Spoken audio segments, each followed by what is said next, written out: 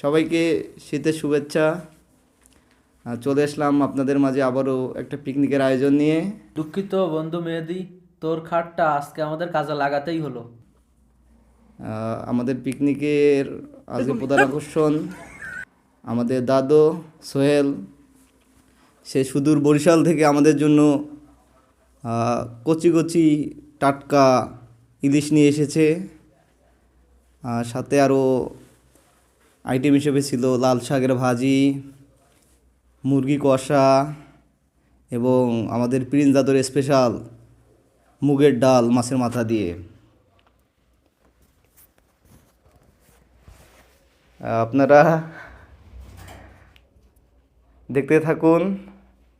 আমাদের আরেকজন প্রিয়, আমাদের শ্রদ্ধেয় ইমরান দাদু, সে অসুস্থ থাকার কারণে আমাদের সাথে খাওয়া দাওয়া করতে পারেনি। আপনারা তার জন্য দুহাত তুলে দোয়া করবেন। তো আজকে এ পর্যন্তই।